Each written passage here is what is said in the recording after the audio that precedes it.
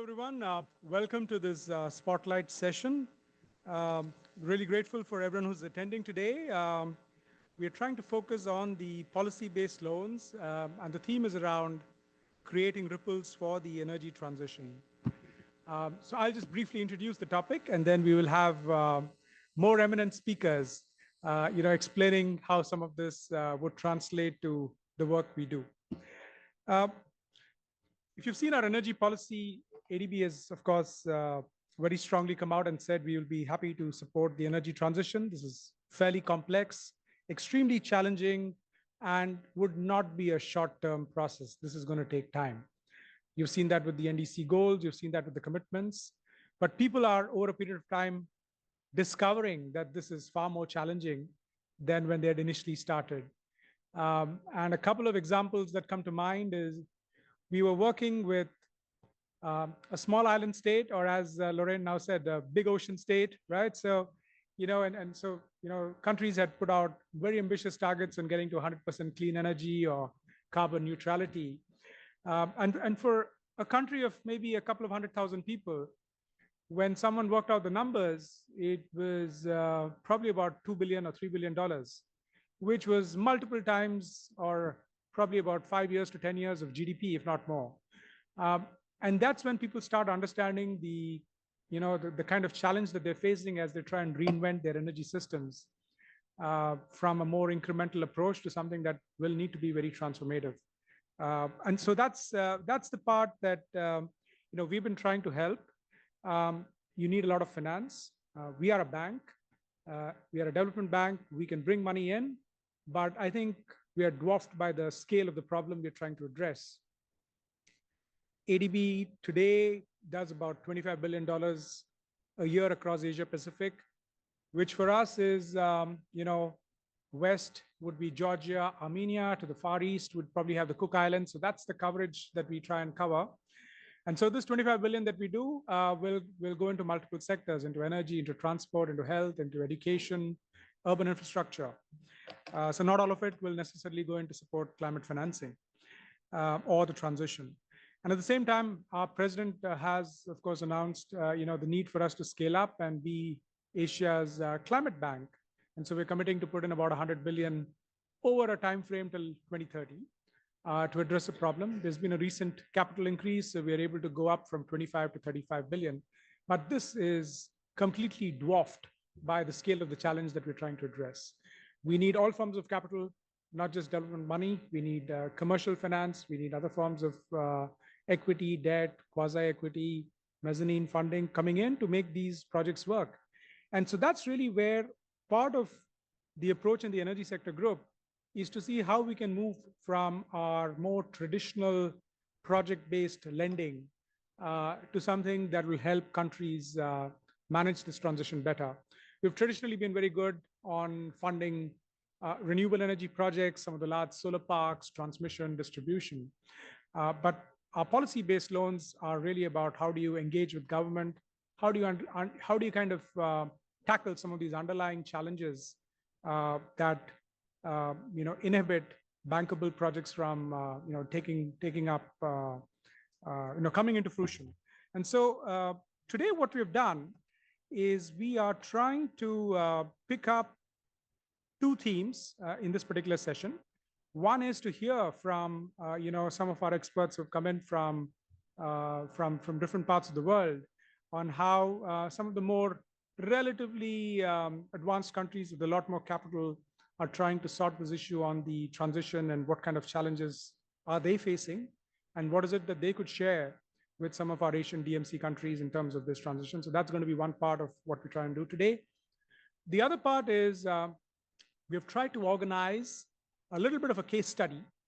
And in this case, we have a live project. We have the case of Sri Lanka, which went through a fairly long-drawn macroeconomic crisis, not entirely of the government or the utilities making. There were several extraneous factors. But when they went ahead and tackled this problem with the help of ADB, so we're in the process of trying to pull together a programmatic PBL in Sri Lanka to support the sector in its transition. So we'll do a little bit of a case study around that. And we're grateful that the chairman is here from CEB to share some of that experience. and then we'll follow it up with a panel discussion and get some inputs. So let me stop there and let me invite Mr. Gurbuz Gonul from IRENA. He's the Director of Country Engagement and Partnerships, to come in and give us his remarks on the challenges that the Asian DMCs face. Thank you.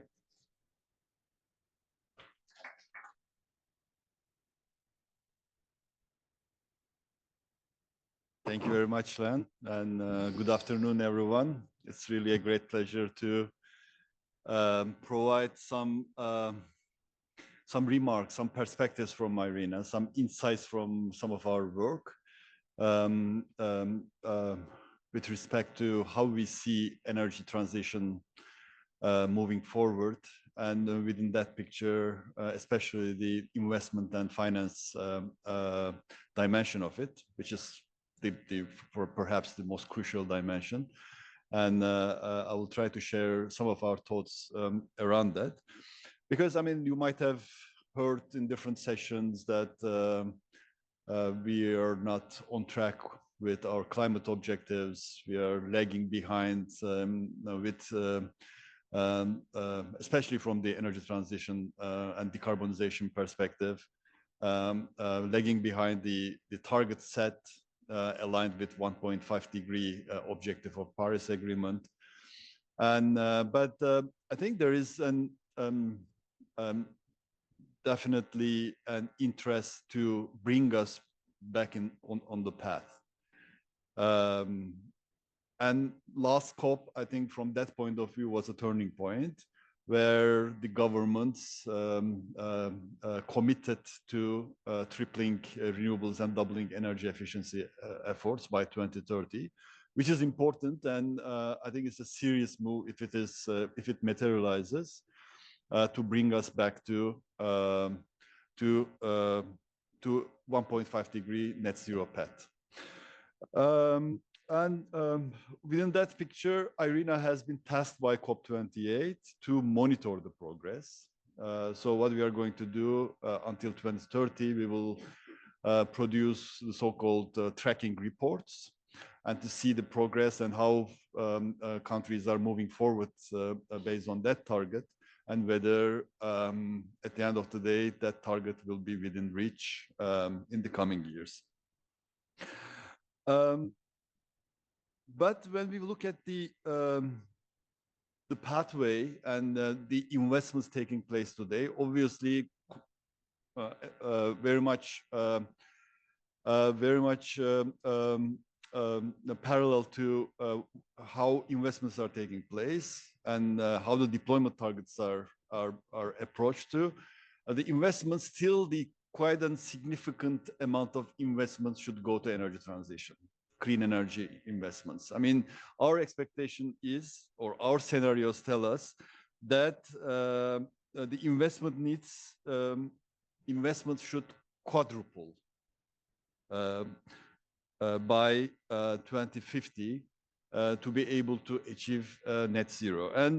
And what we are, for instance, you might have heard from the COP28 UAE consensus document, which is the concluding document of the COP, that they estimated around $4.3 trillion of investments annually needed by 2030 to be able to stay on track.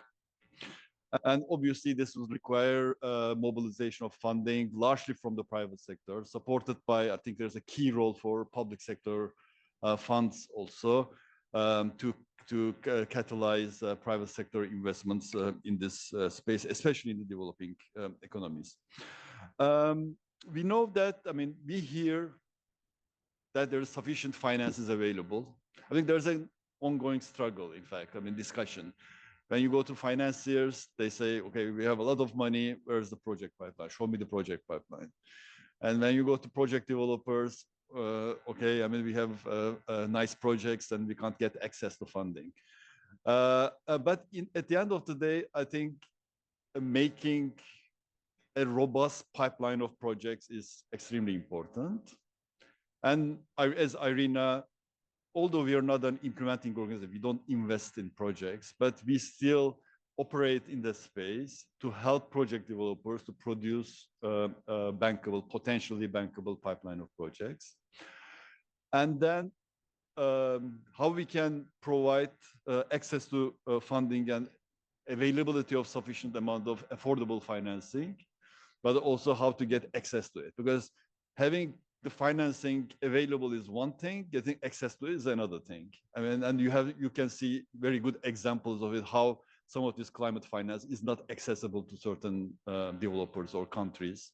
And there are very good examples I think people can talk about within this room on that. I mean, through our Energy Transition Accelerator financing platform, we try to also bridge that gap. And those project pipelines that we develop, and we try to matchmake them to a group of financial institutions who have already pledged funding to this platform. I think altogether today there are 12 either international or bilateral financing institutions. Many of them are operating in this geography. And altogether pledged around, I think, in the order of $4 billion altogether pledged to that platform. And what we are trying to do is to develop this bankable pipeline of projects and then how we can matchmake them with the financiers. And that is an effort on our side. But equally important is that how we can also develop cost reduction strategies in the countries. We are working with our member countries, especially how to lower the cost of financing and making the financing more affordable, and also how to access to those affordable mechanisms which are made available through climate or development financing. But we also need to recognize the needs of different regions and countries and formulate tailor-made approaches accordingly. For instance, I was just talking to Lorraine before the session that last week it was so-called SIDS4. This is the fourth edition of the small island developing states coming together and drawing up a more ambitious pathway for a sustainable, climate-aligned future for small islands. And one of the most important points highlighted by them was that they called for increased and diverse financing instruments to ensure accessible, flexible, predictable, and long-term funding. As clearly, whatever the mechanisms are in place right now, they're not working for them. And what they are looking for is, for instance, looking into ODA criteria. They want to, current ODA criteria is not, many of them are graduating from ODA, but still need concessional funding to, if you are serious about the climate investments, energy transition investments to take place, you have to really look into ODA criteria. They want to get access to more and more concessional and grant funding. I mean, this is essential for some of the investments in the island context. They want to make loss and damage fund operational as soon as possible with sufficient funding put into it. So, I mean, there are kind of very island-specific and island-prioritized aspects which needs to be addressed in a tailored manner within that picture. And I think in overall, policy-based loans, this is the topic of today, they emerge as one of the powerful tools. They are different than obviously project financing. Len already described it at the beginning, but it is very complementary to it because they go beyond simply financing individual projects, but they incentivize government to implement effective energy policies, which is extremely important also from IRENA point of view, because policies, regulation, and putting together right enabling frameworks conducive to energy transition investments, it's the bread and butter for IRENA's work. So we closely work with governments and how we can establish mechanisms and the frameworks which will where the investor will feel confident to invest in that particular market, in particular country. Unclear pricing mechanisms, cumbersome permitting processes create significant risks, discouraging investments, and policy-based loans can help address this by supporting the development and implementation of policies such as transparent pricing mechanisms that will ensure renewable energy producers receive fair compensation for electricity they generate, and also streamlined permitting processes that will remove bureaucratic hurdles that delay and hinder project development. By creating stable and predictable policy environments, the policy-based loans unlock a multiplier effect. They attract far greater private sector investments than traditional policy finance alone.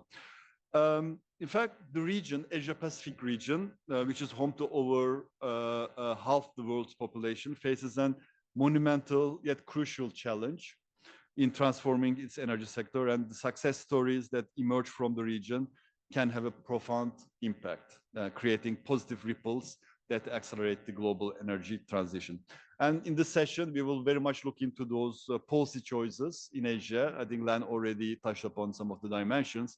And me personally also, I'm very much looking forward to hearing from you, the distinguished speakers, in the next an hour or so. Thank you very much.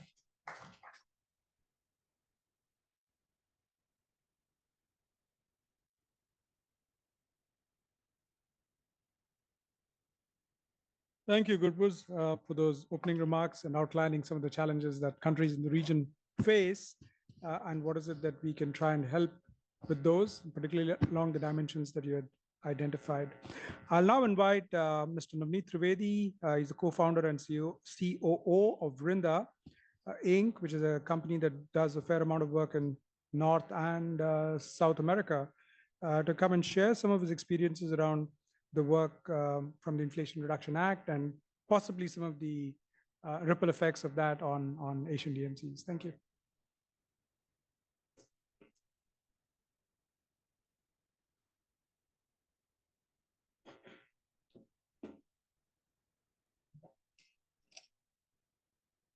Thank you very much. Is it working? Yes. Thank you for inviting me back to Asia after 18 years. Asian Development Bank got me here. So very quick introduction about what I'm going to talk. I guess I know that North America and what happens there, a lot of people feel is not kind of relevant because it's a developed country. It's a different kind of issues and challenges. But what I'm here to tell you that as you are thinking about this energy transition, you can definitely learn a lot of things from the experiences in the US, especially what has happened since 2021. As kind of, about my introduction, before I start, to give you a little bit like how I got here. So I have worked around like for 32 years in 8 countries now. And I got this privilege of starting in India, and I worked in Asia first. And then I was transferred in North America. And now I live in New York for 18 years. And from there, I actually got opportunity to work in Latin America. So I work in Brazil and Colombia and those part of the world. So I have actually seen these challenges, like everybody's scrambling to kind of find ways of decarbonization, how to find the sustainability, how to make the system resilient. So I look at from different lenses, and I think because of this journey, I got some unique perspectives. So I think what I want to talk to you about some US investments in clean energy transition, you might have heard, and what are the challenges we are facing. So Len talked about ADB's, funding mechanisms, and, yeah, they are quite small when we compare to what we are doing in the US. But as you say, money cannot buy the love. Same thing is true for that money alone cannot buy energy transition. So one of the thing I want to kind of share with this theme with you, like what's happening, and give you some context of like how we are facing challenges. We have tremendous amount of money. So what is this? As you might have read, US has committed to invest $2 trillion in various forms of energy transition. And, you know, it has got three main kind of instruments. One is called Inflation Reduction Act, and we joke about it because it has increased the inflation in US. Uh, but that's basically a mechanism created for, you know, giving tax credits, tax incentives to kind of get the investment.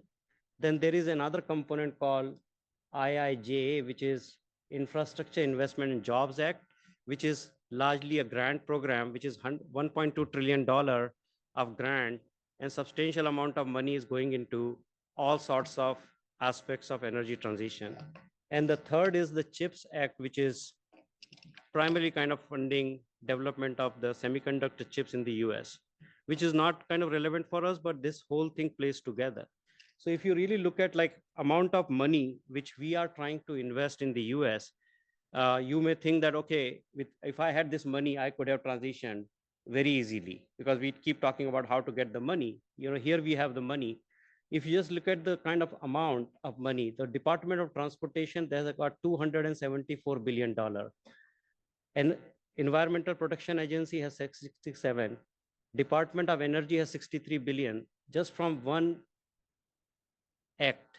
This is not, I'm talking about the IRA, which has got substantial different amount of money. And if you look at here, you name it, like, you know, kind of technologies or solutions.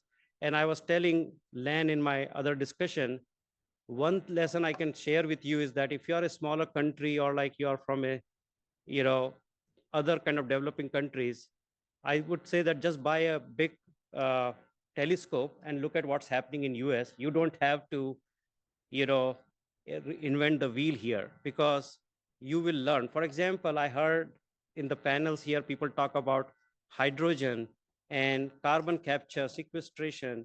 They are massive things, but you know, like US is going to spend, and we already committed $8 billion for hydrogen hubs in the country. And within next 5 years, you will learn whether hydrogen works or not. So you don't have to kind of, you know, do a lot of things what US is trying to do, because they are going first and trying to do these kind of things like carbon capture.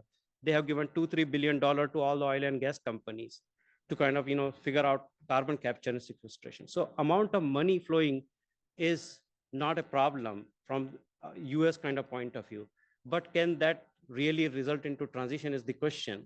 So I am here like to tell you some of those experiences, what we are facing. But again, if you look at, like, you name the technology and you name the kind of thing where, you know, you can think about anything under the earth, like, you know, of energy landscape. Like we have, I just talked about $8 billion for the, hydrogen hub, you know, $10 billion for carbon capture, 7 billion for the supply chains for batteries, you know, manufacturing. We have even programs which government is giving for $3.5 billion for weatherization and decarbonization of the homes. So I'm going to share with you some of the things, like when you talk about transition, US is trying very hard. And it's not only supply side problem. Means, as we talked in the earlier panel here, like some of the people, supply side and project-based financing come in that, because there are big projects and you can kind of try to figure out how to, you know, get the decarbonization. But like most challenges on the demand side, what will happen on the customer side? And I'm going to talk to you about some of those examples. But we are like putting $3.5 billion, and it's in the form of grants to the states.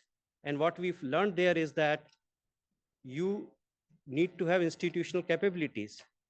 They are not able to even disburse this amount like money. If you look at all of these money, only 10 billion is now, you know, actually disbursed out of all this, because states don't have capabilities. You don't have structures. You know, when it comes to, even you go below states, like you go to municipal, you go to the cities, they don't have capability to even write a project plan. So you should think about, like, even if you get a money, If you're not ready with those institutional capabilities, you will not be able to utilize any of these funding. So we keep talking about having money, but money is not going to kind of solve the problem. There's another thing in the US right now. So there is a $400 billion facility from the Department of Energy's Loan Program Office, which is run by my very good friend Jigar. And here you can learn, like, you may think about the money, right? $400 billion loan, but they are not able to give like more than $10 billion loan as of now, because private sector has a lot of challenges in accessing the loans.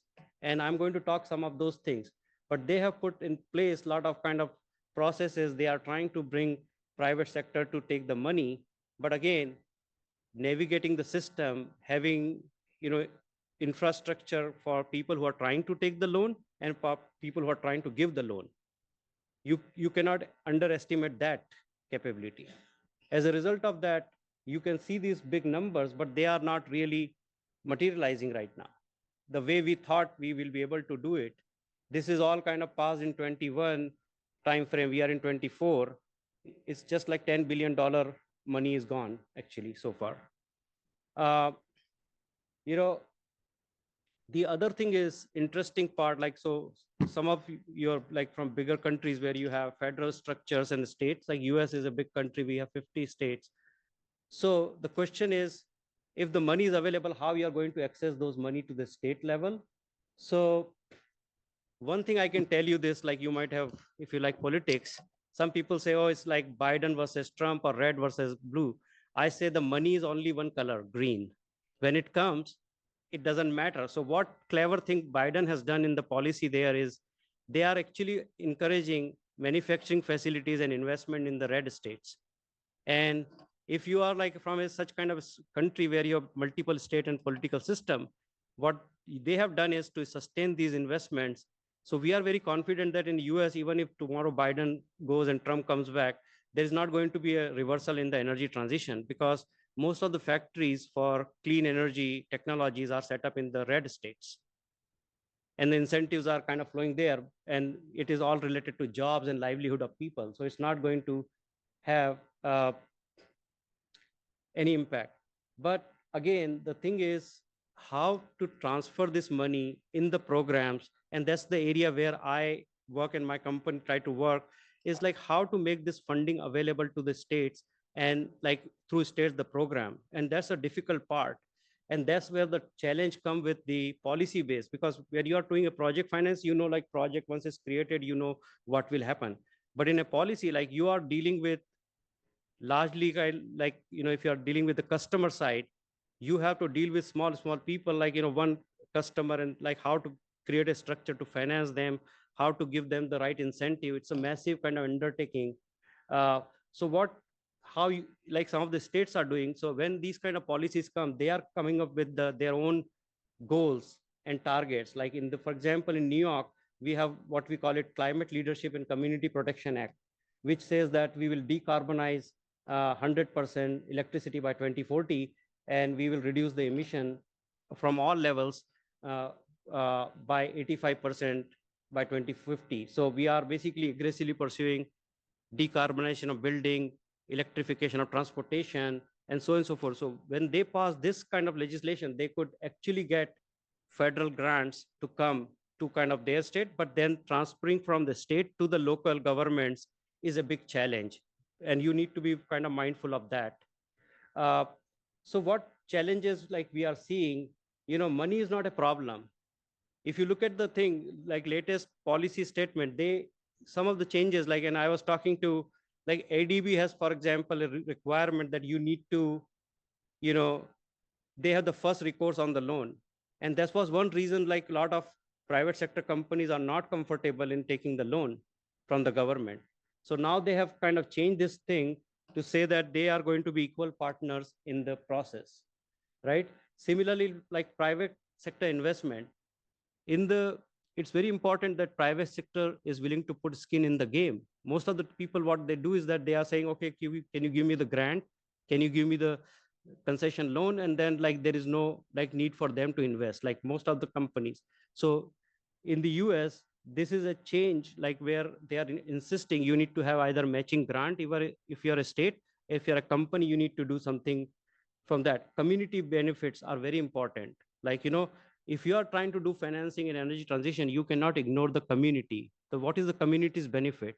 And all the loan application, grant application require a community benefit plan. And you need to kind of stick to that plan. And that's how they are measuring the success of their programs. Commercial success, like profitability, like, when government gives the loan, like a lot of people are thinking that, oh, if you make the money out of this project, I need my money back because it's a taxpayer money. But you know what US is thinking right now? If you are making the money and you are willing to invest that money into expanding the same project, then government can wait. And that kind of approach is required. Like if you say, oh, you're profitable, I want you to kind of make the money, is a problem. The other challenge with the technologies is the data sharing and intellectual property. So there are like a lot of debates and you need a framework because all these new technologies will have those challenges. So, what I can summarize very quickly is that you need to build institutional capabilities, which is like we are seeing as a bottleneck in the US. You need the private sector to invest.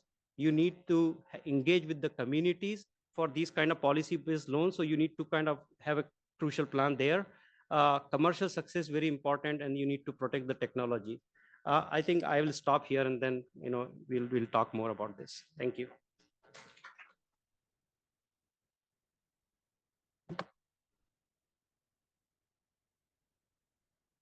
Thank you, Mr. Trivedi, for sharing some of that experience from the US.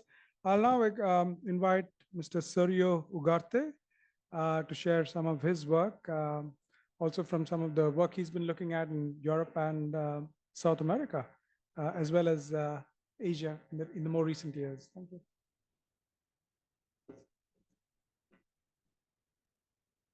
Thank you. Thank you very much, Len, and thank you, Len and James, for inviting me to the Spotlight session. I will talk today about the most successful energy transition in the world, the one that started earliest, and the one that has the highest ambitions in the shortest time as well. That's the European energy transition, which is basically a policy-driven transition.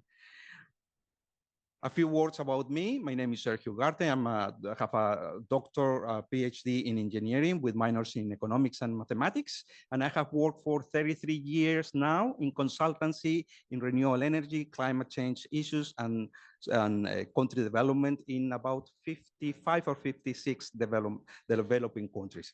This is what I will talk about, and let's jump directly into the EU case, the European Union case. The starting point. I wanted to start with what is the starting point for the policy framework. And I wanted to put 2020 as a year of achievements, and then how the policy framework has developed from 2020 until this moment. The energy transition in Europe has 35 years so far. The last 25 years have been very intense. And in 2020, the starting point, the power sector reforms were mostly accomplished all across the EU member states. That means that the unbundling of all electricity companies was already done. Regulators were all independent and autonomous. The electricity markets were all liberalized. And there was flexibility markets already developed in most of the countries. Flexibility markets, for the ones who do not know, is providing flexibility to the system to integrate more renewable energy. And that flexibility can come via demand response, via batteries, and via other type of interventions that can help the system, the grid, integrate more energy.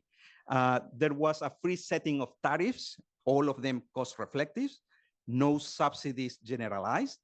Any subsidy has to be very much targeted to the one in need. The interconnections among countries were reinforced until 2020. That was part of the task that the European Union had between 2010 and 2020. And very important for the EU, targets matter because targets are legally binding. So when the EU has some targets in place, they have to be achieved. And then for 2020, the targets, they were the famous 20-20-20. 20% reduction of greenhouse gases emissions compared to year 1990, 20% renewable energy share across the continent, across the European Union, and 20% of energy efficiency achieved. In the case of greenhouse gases reductions, the 20% was achieved already in 2015, so 5 years before the target day, and it was already 34% in 2020. The renewable energy share in 2020, the target year was 22%, so 2 points above. And the energy efficiency was the most difficult one to achieve, 20% already in 2020. This revolution of renewable energy created 4 million jobs, 4 million jobs in technology innovation, in installation, operation and maintenance, training, education, etc. So, and that is what creates a just transition, because you need to create jobs when you do such a disruption in one system. You need to give opportunities to people to continue doing something different when they are not able to continue doing what they were doing. Imagine someone working in a power plant, diesel power plant. They will not have a job when that diesel power plant does not exist anymore. So they should be trained in something different that they can continue cooperating. The EU strategy is based on two specific agreements that are agreements that have the character of law. The first one is the EU Green Deal, the European Green Deal. The European Green Deal was agreed by all member states at the end of 2019, and it's a strategy for growth to climate neutrality, protecting the environment. And this is very important because it has the rank of a law, which means that any law in the European Union and in any country belonging to the European Union must be aligned with what the European Green Deal says. And what does it say? It's based on three pillars. First is climate neutrality. That means that no net emissions by year 2050. Economic growth must be decoupled from resource use, clean, affordable, and secure energy supply, cross-sectoral, and just an inclusive transition. That is empowering citizens, protecting vulnerable groups. What is empowering citizens? Because the EU understand, its politicians understood that this is not only a job of the utilities. For achieving climate neutrality, you also need the participation of the consumers. So they must be empowered to also act. So you have to protect the utilities, you have to protect the consumers, but on top of that, you need to achieve climate neutrality, which is the driven thing. And the REPower EU, which is a strategy issued after the war between Russia and Ukraine started. And this is to reduce the dependence, the energy dependence from Russia. So the REPower EU has 3 orders, mandatory to all member states. Is reduce 5% of the electricity demand in peak hours. That has been reduced already. Reduce 15% gas demand and purchase the gas jointly, all countries. That has already been achieved. And faster installation and maximum production of renewable energy. Faster installation means expedite all permitting processes.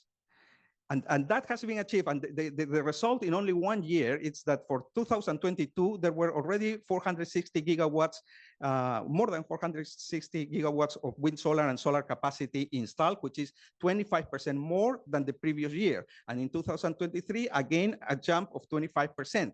And the annual investments calculated from 2022 until 2030 is 400 billion euros, which makes it 3 trillion euros, sorry, United States, a bit more, until 2030, well, 1/3 more, or 50% more, and then close to 600 billion per year between 2030 and 2050. The result is that now Europe produces more than double solar energy than it produced in 2019, and there is currently more electricity being produced from solar and wind than from gas. this is the strategy, but then we needed a law. So this is the first EU, European Union climate law was issued in 2021, and it established mandatory targets. If you don't comply, if a country, an obligated party like an industry does not comply the target, is penalized. And it is referred to the European Court of Justice to receive a penalty. And there's also rewards, but it is penalized. That means that it is mandatory.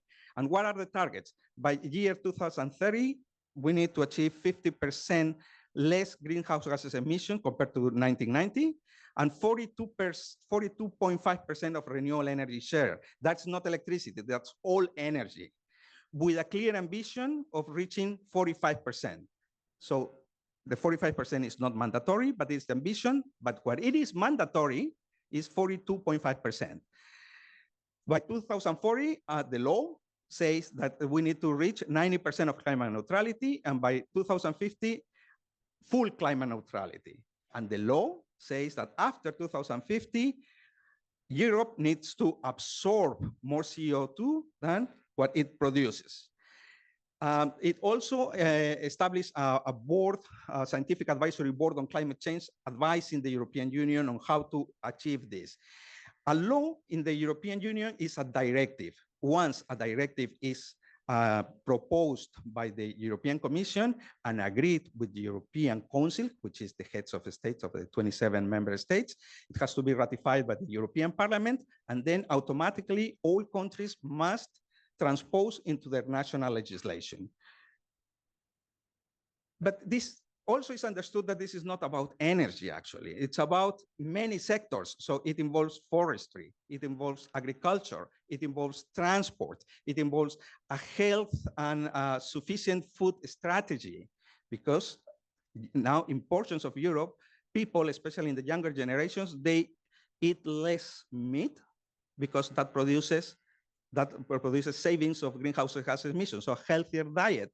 That is all part of it. So this is the Fit for 55 legislation package in the European Union, which is basically 18 laws, new laws that have been issued in the European Union in the past 3 years, and they have to do with regulation in the land use, energy efficiency directive, renewable energy directive, energy performance in buildings, all of them with targets. Empowering consumers. One important thing is empowering consumers. Utilities cannot do by themselves. So in the European Union, consumers have the right to an electricity connection from local network and the right of withdrawal when they want. A choice of electricity and gas supplier, an easy and fast switch of suppliers at no charge. And also they have the right, consumers, to receive clear, precise information in their billing and actively engage in renewables, either individually or collectively. And it can be a prosumer, any person, or collectively can form an energy community and produce energy for themselves and sell the surplus to whoever they want. And for that, later I will refer very quickly to what are the compensation strategies, tariff, net metering or feed-in tariff, etc. Energy sharing, this is something new in the strategy of Europe, but it's also already considered a right for the consumers. Access to off-site generated of stored renewable energy. This is the possibility to share the renewable energy that you produce either in your premises, in your household, or in your building, or somewhere else to anyone else, a friend, family member, or whoever. And that gives in the European Union the possibility to provide to low-income business or low-income households the possibility to have solar energy without having a rooftop, by instance. And this is something very interesting, and I think that later we will hear something about that from Sri Lanka, which is also interesting. The impacts abroad, basically the European Union being at the forefront of the energy transition wants to be an example for their partners, and then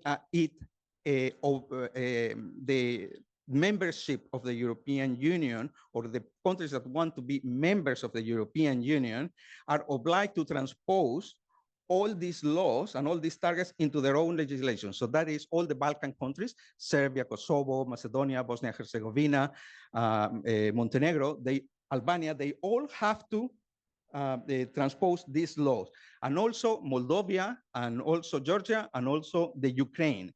And the European Union is also the largest contributor to climate financing, with almost 30 billion euros in 2022. More than 1/4 of that comes to Asia, and more than 1/3 to Africa. And the last slide, to the takeaways of policy-based loans. What do we have to learn for ADB policy-based loans? First, a policy-based loan must ensure that the policy in the recipient country finalize the power sector reforms, unbundling, regulators, free competition, adequate grid compensation. Establish credible and legally binding targets. Cannot be a roadmap of, I want to achieve net zero in 10 years. No, it has to be legally binding. Stop generalized subsidies, go for target subsidies. Prepare and upgrade your grids for renewable energy integration. Be smart in choosing net metering or feed-in tariffs. In the panel, we can discuss that. Think cross-sectoral. You need to go with productive uses of energy. Otherwise, it doesn't work. And mainstream gender. This is not a cliche. This is not a cliche. It is, unfortunately, here, and this is a criticism for the ADB, when we have heard the gender sessions here, we're talking about things that were talked like 30 years ago, giving women the possibility of have nice appliances. This is not equality. Equality means giving the possibility of being educated for being the CEO of the electricity companies, of the energy companies, and actually pushing actively towards that. And that is something that ADB needs to learn more. And identify and protect vulnerable groups. ADB is still doing it. It's doing it with low income, but it is low income, but it is not enough. It has to be with groups with disabilities, with groups under risk of social exclusion, like monoparental families, and lesbian, gays, bisexuals, transsexuals, communities, which is not covered by other groups, by other systems. And in Europe, they are. So that is what Europe would like to see also here. And with that, I know I have used more time. Thank you very much, Glenn.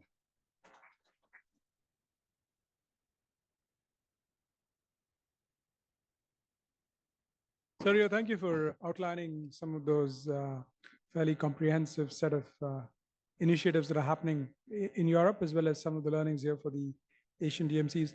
I'll now invite my colleague, James Kalantaraj, who is our focal for Sri Lanka. And he's been actively involved with the Sri Lankan government and the CEB in helping, prepare this new PBL. He will help build some of the context in terms of how this was initiated. Thanks.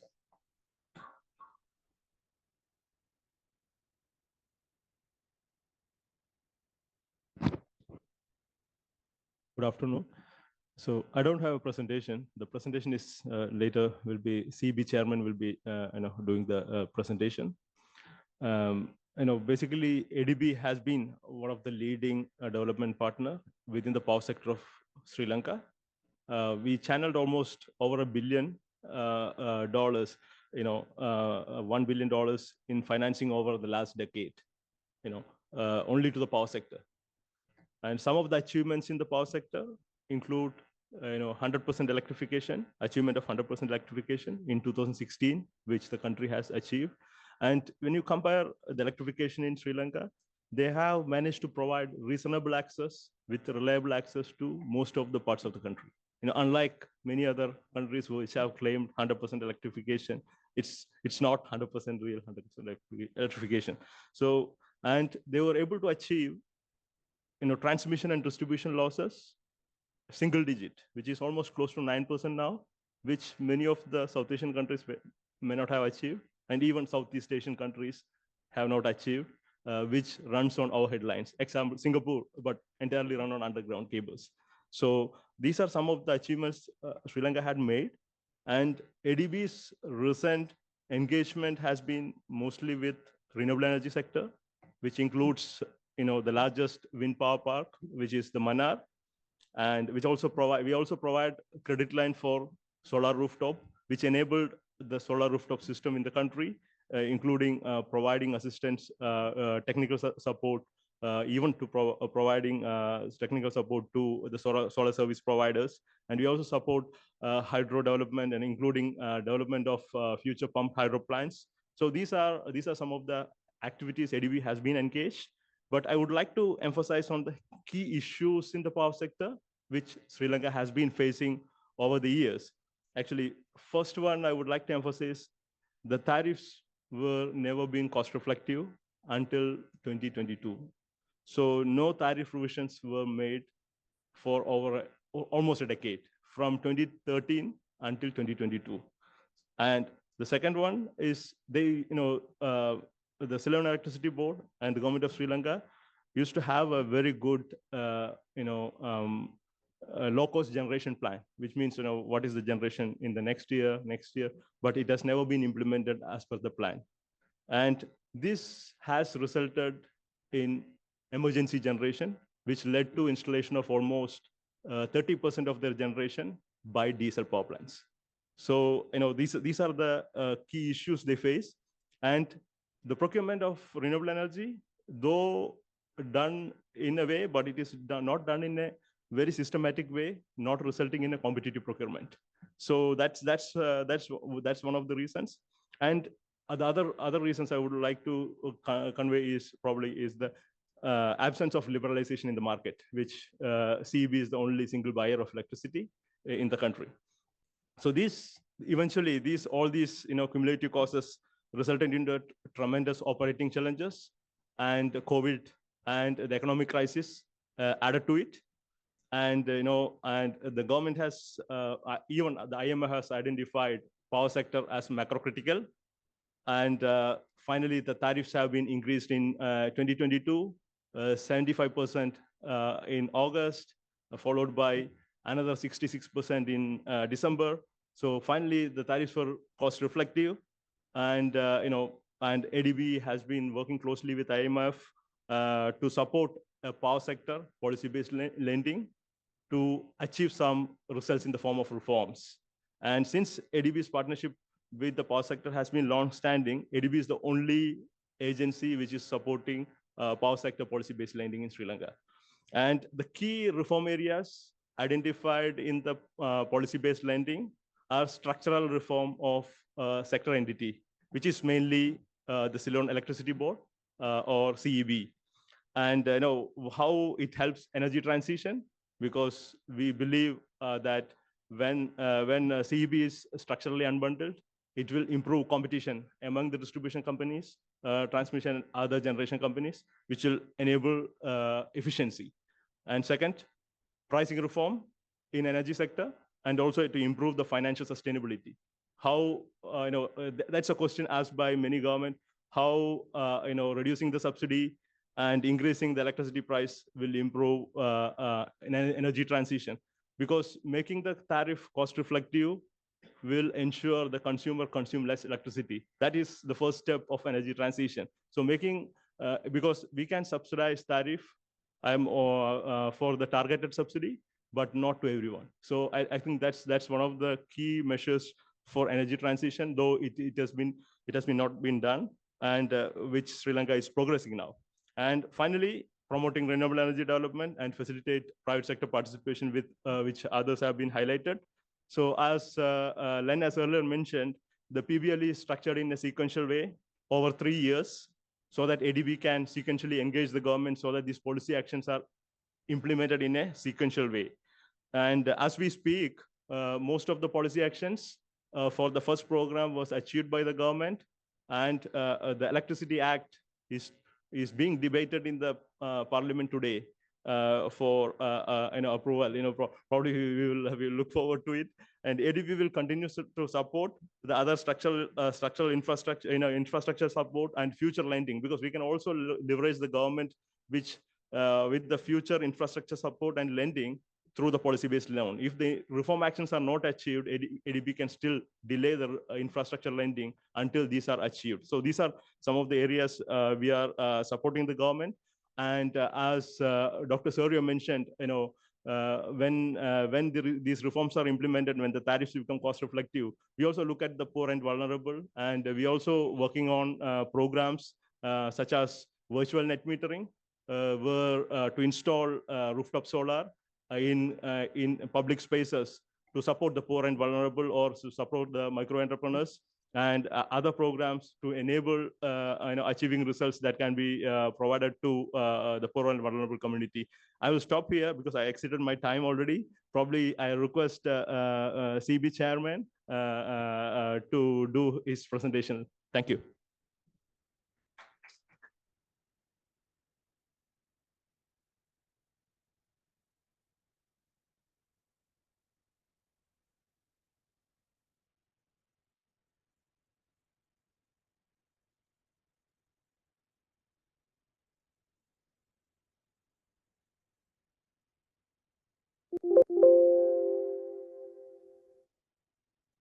Aiboan.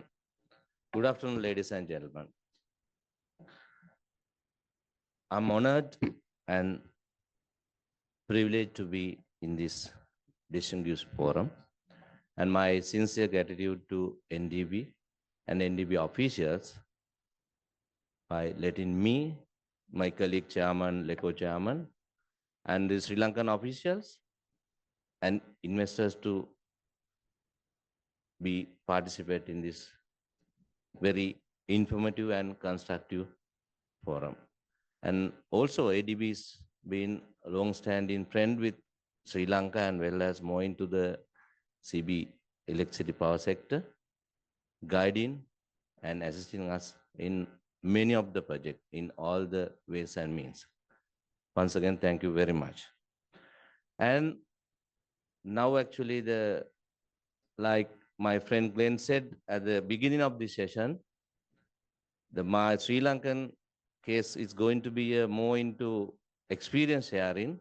I doubt whether I could continue with my presentation. So what I thought is just to discuss or just to go ahead with my experience, and as the time availability, I will just explain whatever the slides I'm going to show you.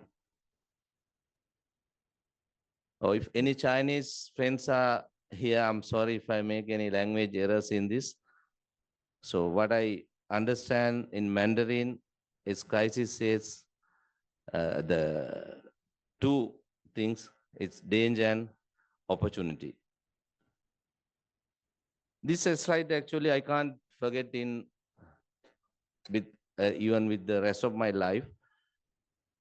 Never let good crisis go to waste is from Mr. Winston Churchill. When I was trained in Sri Lanka Military Academy as a commissioned officer, here this topic was my presentation. So it's very, very strongly planted in my brain and head, whereas later on I line up some of my, of course, both my personal and my professional career into this.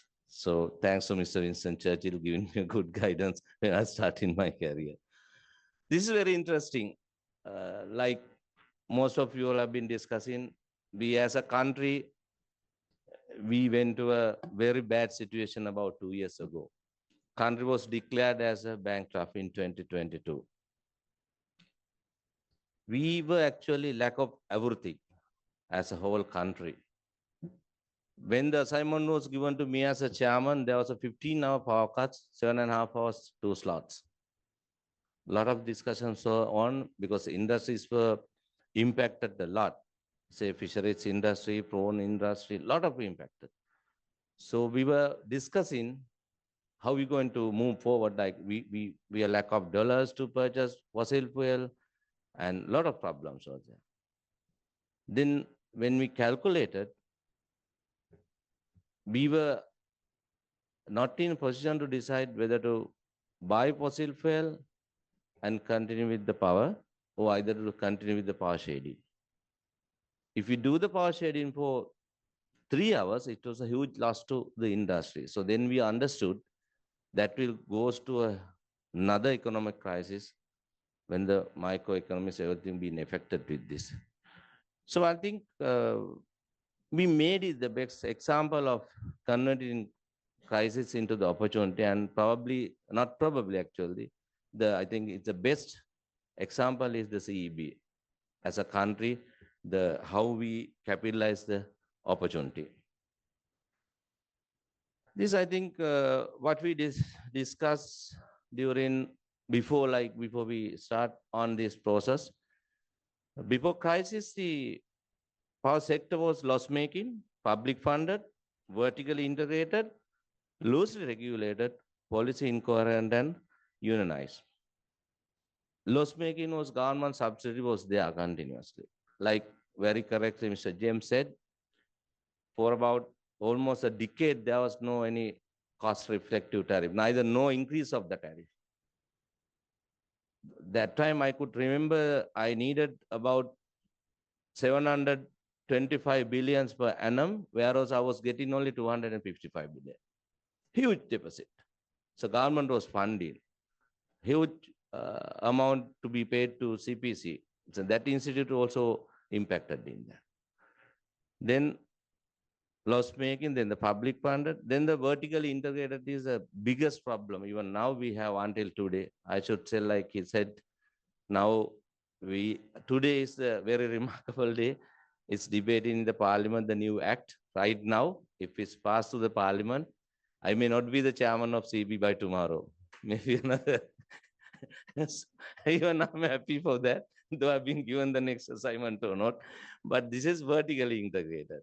There is like every generation transmission and distribution are in one line and loosely regulated. Policy incoherent, no policy at all. The last one is unionized. My fellow engineers are here who have been making and holding ransom of the people with their unions. But all these things now being addressed. So now it's profitable. Last month I made about 3 billion profit after even financial payment. Then PPP funded new ventures, unbundled. So after today's act, that will be unbundled. So I will, in my next slide, I will show you that. Then the strong regulations. We have made strong regulations and policy instrument, tariff reviewing and all that. Inclusive decision, unions and everybody inclusive decision making is there. So these are the points that I would like to share with you. So it's going to be a renewable development plan, transmission network capacity development, cost reflective tariff, sector unbundling, investment opportunities, wholesale energy market, open access and power wheeling, regional interconnection. These are main point what we think we should further drive with CB or the Sri Lankan power sector. This is a renewable development plan. If you could see, like in 2023, total energy is 18 and renewable, and you could see easily what it is. And 2030 is the most importantly what we are thinking about. Generate total energy is 28,000, and out of that, as the government declared, if we manage to reach with the target set up in 70.8, it's going to be 19,850. So renewable development plan, it's most importantly, this is what we understood in World Bank study also, offshore wind, and onshore they have found out is 2 GW is available onshore and 27 GW is offshore. And Sustainable Energy Authority study on these figures. But for the time being, for your information, I'm telling you, per day at a time, the most demanded peak is 2.7 GW. This is a renewable development plan because major hydros, we are almost full now. So we are counting on some mini hydros and biomass wind, all that you can see the figures. Since the time is limited, I'm just rushing to those slides.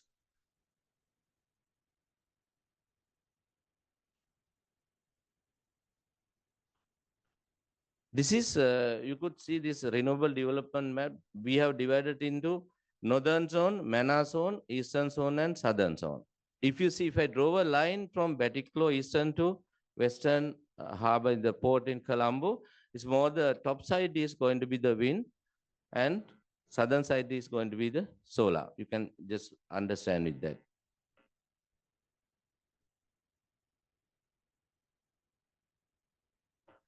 This is investment opportunities. This is what we understood for the time being. It's totally going to be 9.3 billion USD total investment. So like as we always request in assistance and guidance from multilateral agencies, mostly towards the ADB, who has been helping us. So this is the biggest challenge what we have, because we need to have battery energy storage, pump storage, solar, wind, mini hydro, everything. But I don't think that we have a firm base of finding funds because the country's present ratings and all that. But we would like to expose this to the whole world and invite anybody to come and assist us, guide us to achieve this target as a country. So, this story, when it's come to a renewable, now it's come to a story like chicken and egg story, because we are facing transmission concerns very heavily. The developers are there to do the plant, and the present act, up to today, the present act of the country doesn't allow private investors to come with the transmission developments, because the ownership has to be with the government or the CEB. So now it will be changed after the new act, and then the private sector investment also can be included in that. And these are we have planned, these are the transmission network capacity development. For you to easily understand this, main 4 backbone lines are these. The 400 kV, the northern feed and collector system, which comes from Kilnochchi to Habarna. Then center feeder and the collector systems comes from Habarna, Victoria, Kirindivela. Then the eastern feeder comes from Kapalture, Habarna, and southern feeder is from Monragal, Hambantota. These are main backbone lines. We need to do it. And for the time being, actually, we are some sort of finalizing movement for the Kapalture and Habarna, but not anyone else. So one very good decision we made is cost reflective tariff. It was very difficult to make because all the government policies, people's thinking and all that was very much challenging. But we made it. Now the present cost reflective tariff policy is there. So it's given a tariff calculation is done for whole year. Then reviews taking place every 3 months. It goes up or the whatever we just calculate with our yearly demand. And if you could reduce, last time we reduced up to some extent. The one tariff revision is now on the move. So this time I cannot say exactly by being here, but maybe a slight reduction of this thing, but made it very much cost reflective. The tariff window is for 5 years. A BSTA account is being activated. So the distribution, everybody knows what is the amount they have to make all the development as per the tariff window for 5 years, and they can't deviate from it. So management strategy will be in line with the 5-year plan, and the regulated by PUCSL. Also, they will provide all the approval costs for the utilities. And if we run in this way, cost reflective is ensured. And there won't be any, like what we have done it, now we are self-sustained, not a single cent taken from the government. We can keep the power sector without hindrance from any economic crisis anymore. This is I'm not going to more comment on this, or neither you all can ask anything from this because it's for debate in the parliament. This is how we're going to unbundle this whole sector. So hydro, wind, fuel oil, coal, IPP is going to be generation companies. NTSO and the NSO will be a transmission, and DISCOs as distribution. This will be the structure. Then there will be a private-public partnership opening up, government ownership, hydros will be gone. So there are a lot of things to be discussed. So this is going to be the sector unbundling process after the new act. But it's act is in the sector unbundling is just one thing in the making the industry. So then you'll have to have this, what do you call this, energy market opening and the regulator restructuring, because all 3 sectors has to be done in a way to make it a very firm decision of restructuring the whole sector. This one again will make a very significant role in Sri Lankan power sector interconnection. This has been discussed in BIMSTEC for years, but the very healthier discussions were started about 2-3 years ago. Feasibility is being done and all that is there. So this is actually needed. You will see my previous slides loads. It shows you all it's about 28 GWh is there. So which is I don't want that. Then I have to export it to the whole world. Then also again the other way, when the private entities comes and make the competitive prices, we needed this. Whichever powers we cannot use it in the country, we can sell it and make the market more competitive. So this is also been, but there are concerns because how much of capital we going to invest for the development. So it has to be very, very carefully calculate and see what's opportunity cost going to be, because if it's going to be a lot of money bleeding out from Sri Lanka, and how many years, after how many years we're going to get the return on that, the countries will impact on that. So we'll have to very carefully consider it, but it's on a very positive move, which we have to further proceed with that. So that's generally, I just told you about this the sector reforming taking place and all that. So when the discussion comes, I'm open for you all to ask any question. Thank you very much.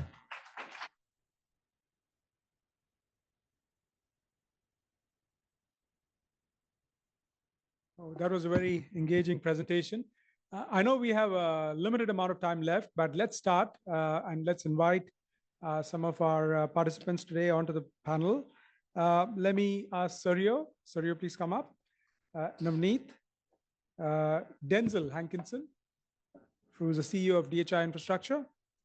We also have Lorraine Akiba, who's the president CEO of LHA Ventures. She's a former regulator from Hawaii. And then, of course, if you're available, Chairman, you can also join us. Yeah.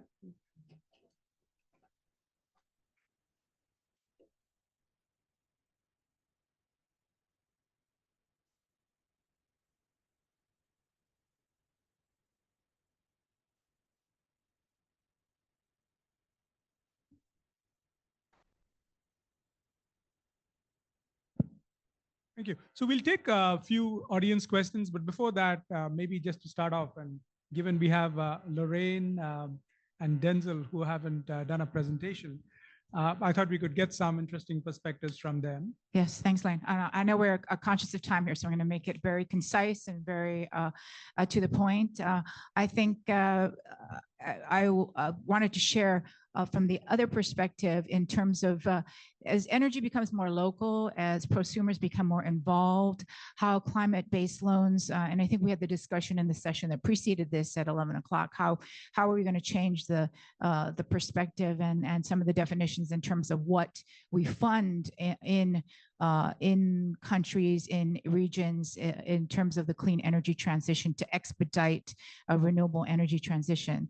So in Hawaii, which is actually, I'll say, one of the leading states, and I pride us in terms of not only being one of the leading states in the US, but also being a leading example in what Len and others have referred to as the big ocean states, as part of the Blue Continent and the Pacific region.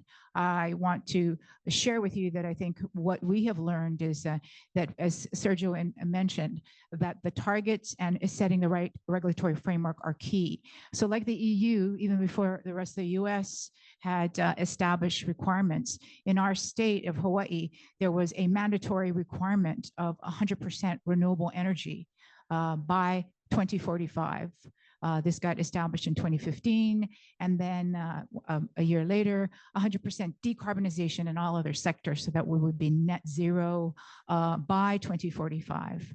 And like the EU, we're proud to say we are there. We exceeded our goals for 2030 considerably. It was 33%, and the utilities on our islands have exceeded that. In fact, one of our smaller islands, Kauai, is running on certain days at 85% renewable energy, primarily through large-scale utility renewables and energy storage. So it is possible, and focusing on the issues here, though, I want to share that our climate-based loan program, which is not, has used some of the resources from our wonderful federal government, but really our own Hawaii has a green bank. And there are 22 states in the US that have green banks, their own states.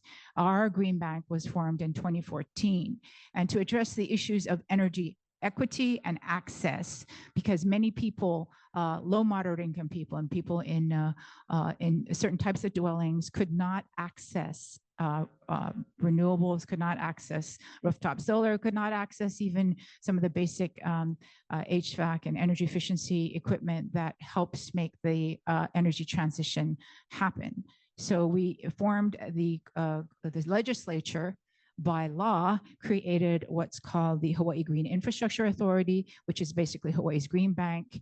And we did and instituted a program to provide, and it is a state program. It is part, they are now part of state government, although we work with some private lenders to create that portfolio of loans, is to provide loans, the low market rate, low cost capital to low moderate income customers, and we use the mechanisms of on-bill financing. So that's a very creative approach. You know, I think I don't want to take too much more time, but just give you kind of a teaser of what is possible at the local level. So when you, you know, I challenge people at the broader national level, we do many things, but then when it comes down to implementing it at the local level, it is important to bring it back to the communities and to implement. And I think this, the Hawaii Green Infrastructure Authority and the Green Bank in Hawaii is a good example of that.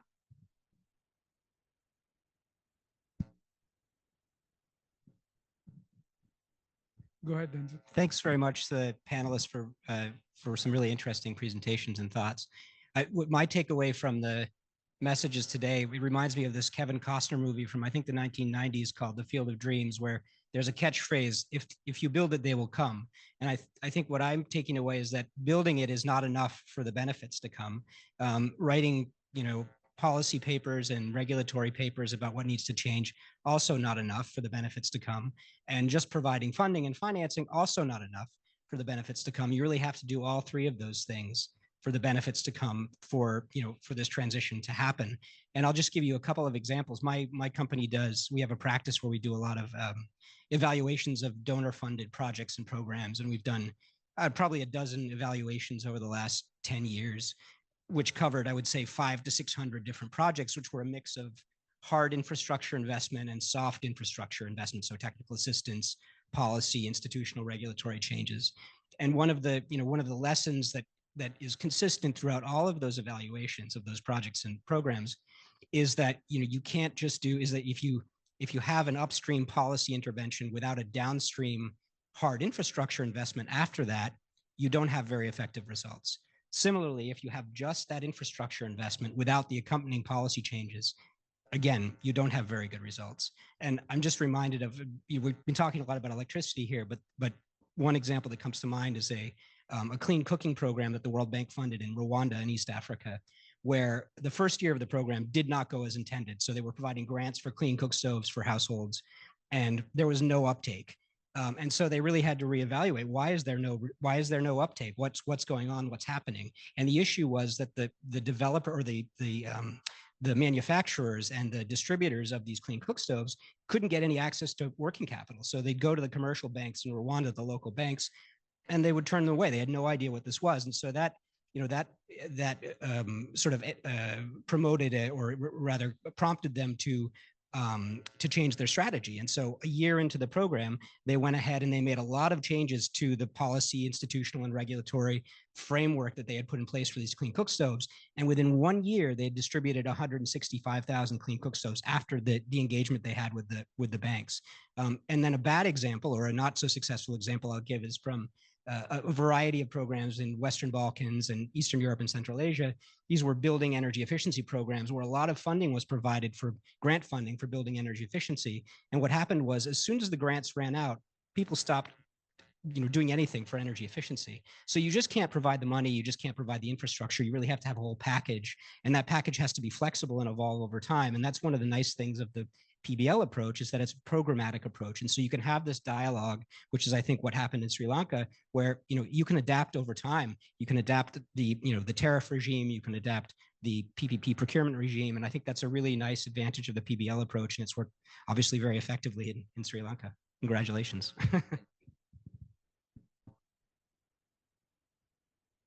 Enzo, I was just wondering, I thought I'll touch on one point, because I think Lorraine had brought up the concept of the green bank and some kind of on-bill payments. Suryo brought it up also in terms of his discussions in Europe, in terms of how, you can have this kind of sharing of resources. And Navneet has been talking about how can you work with low-income households, and how can they kind of work collaboratively with utilities to be able to get flexibility in the system. So I'm just curious if we can get a little bit of perspective from Navneet and Suryo on some of these models that they've seen happen elsewhere, and how is it that could kind of add, to the overall impact and the transition plan that countries like Sri Lanka or other places which try and embark on this transition could benefit. So. You may think that US is a rich country, but we also have a lot of poor people who cannot afford. And it's a challenge of energy transition. So I am working on a project where the state government has set a goal of 2 million homes to be electrified. And they have given targets to each utilities to achieve that. Now, utilities are standard, they are giving incentives for people to buy heat pumps. What we learned in a experiment which was not planned, utility increased the incentive to 100%, basically. Almost they gave the heat pump for free, but still they could not get any uptake of heat pumps. And the problem is, when you are trying to do these kind of things, you need more other things to be done. So grant was given for heat pump, but you need weatherization of homes. You need so many other things. And people don't have access to financing. So the utilities are thinking 2-3 ways of doing this thing. One is, can you do a aggregated kind of bond, which the utility can issue and fund these kind of program. The other is, you can do a property assessment. So you will pay as a part of your property tax for these renovations which will happen. And then of course you can recover through the on-bill kind of mechanism to do it. But the complexity of these, you want to achieve the policy goal, and you may think that I will just give some incentive and people will just magically do it. We are finding that it's much harder. The other aspect is how you target the right customer and reach to them itself is big kind of issue. So there are a lot of kind of complexities involved with these things, and this all need to be factored when you are thinking about achieving this. I think, well, in the case of Europe, the European society is in general more egalitarian. However, there are still rich people that is richer and people that is poorer. But being more egalitarian society also means that we have to pay much more taxes, because then we can share education, health services, etc. And we all, in a small continent, we all, or many of us, live in small places, like in buildings and apartment buildings. So having a rooftop solar is not a possibility. So you need to do it collectively, which is an energy community, which now is very popular. Any group of people in any of the European countries can get together and form a small cooperative and install a wind turbine, or can install a solar park wherever they want. And then if it can be, it's offset, of course, and they can use that energy. It comes directly, it's virtual, but they can use it. But also governments can do that and help the ones that actually will not have the means, not even in a cooperative because they are poor, to do exactly that. And that is something that is being prepared for Sri Lanka, which is really, really a very good idea. And I hope that that project comes to success soon. And we are going even further, because if you manage to have your rooftop solar and you have excess, you may not want to sell it to the utility. And I learned that from my very good friend, Dr. Jose Aguado here, who is an expert on this mechanism. And you actually can sell peer-to-peer to whoever you want. So a neighbor that cannot also lives in an apartment building and will not have an option of doing in any other way, it can buy it from you at the price that you arrange with him. So that's what I think it can be exported to Asia.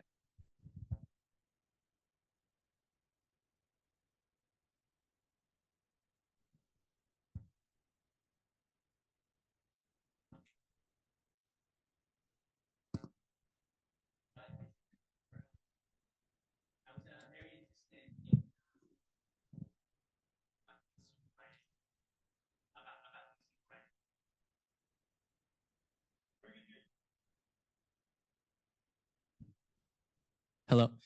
Question for Dr. Sergio, just a quick one. I was very interested in your discussion on the consumer rights, and then there was even a right of withdrawal.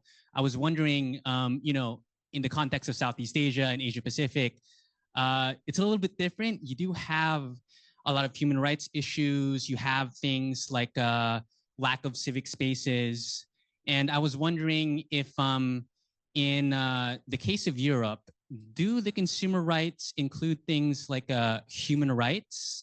And I'm wondering if consumer rights, they apply only on, let's say, a cooperative basis.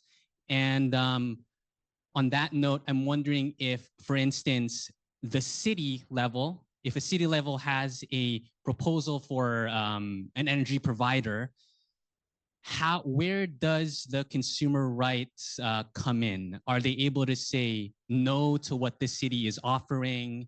That sort of thing. Thank you very much. Well, in Europe, human rights have prevalence of any other right. So human rights are on top of it. So if in the energy sector, by instance, it's in winter time, cold times, the gas for heating cannot be cut to a family because they cannot pay for it. So that will be as human rights. That they will have, the utility will have to wait until the summer to do that. And then it will be a mesh of social safeguards still to help that family, right? But so human rights go first.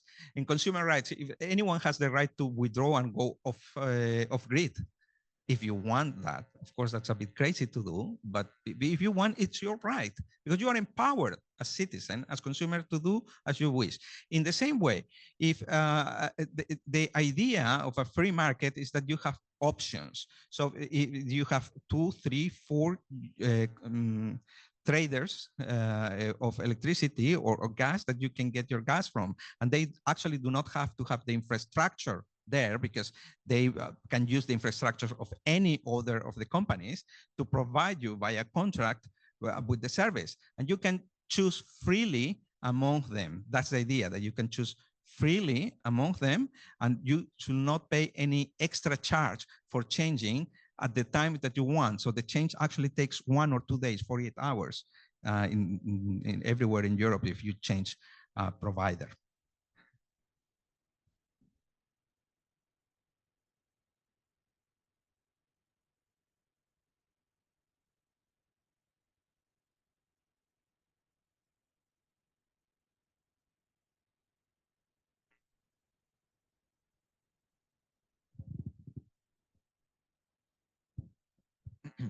Hi, good afternoon. My name is Mike Abundo from Ocean Pixel, looking at blue economy. I was just wondering whether there was also maybe an incentive, or not incentive, but a trajectory towards the creation of policy that drives integrated cross-sectoral planning. So energy, as you know, will enable a lot of other sectors. In your experience, maybe anyone could speak about, especially island nations, do you see a move by the government, maybe driven by some other agency even, to look at integrated planning, integrated cross-sectoral planning, and how do you think we could encourage that if it's not yet happening? Thank you. Shall I take that question? Thank you for that question. Actually, we've just had a discussion for the last 2 days amongst the Office of Pacific Energy Regulators Alliance in the Pacific region on that very issue of how do we discuss across the region collaboration, coordination, and within each, whether it's a country or a state like Hawaii, that is an important coordination. And I have to say, I'm going to share with you this best practice from Hawaii, which is it is a requirement for the utilities in Hawaii, and primarily the main utilities and investor-owned utility that runs the utilities on 5 separate islands. We have 6 separate island grids, so they're not connected. There's no interconnection between grids, but the interconnection of renewable energy, the role of energy across sectors, whether that's telecommunications, transportation, even water and wastewater resources is important. So it is a requirement of integrated grid planning, and it was a long process to get there, very much driven by technical working groups, a lot of collaboration, a lot of dialogue to come up with integrated grid planning between transmission, distribution, and across sectors. But that is now part of the DNA of the major electric utility, integrated as part of its integrated resource planning, which is another term that we know in the utility space, but has become integrated grid planning with input from various stakeholder groups, various technical working groups, and it's ongoing. And there's an active proceeding and docket that is before the regulator. It continues to evolve as grid modernization, as infrastructure is key to integrating more renewable energy. Without a grid that can accommodate the new technologies that enable faster renewable energy integration, without a grid that is robust enough to be resilient in times of climate change. I mean, these are all the things that are being addressed in the integrated grid planning process. So it is an important part of truly implementing a clean energy transition, especially for island grid systems. Thank you, Lorraine. I'm just wondering, any other reactions? Sorry, Your Chairman. Actually, in Europe, it will be exactly the same. Perhaps those cross-sectoral planning are usually led by the local governments, so the cities or the regional government, but it is exactly the same process and experience that Lorraine explained. Great. Thank you so much for the questions, and thank you to the panel for your patience and being here with us and sharing your valuable experience. Thank you. Thank you all.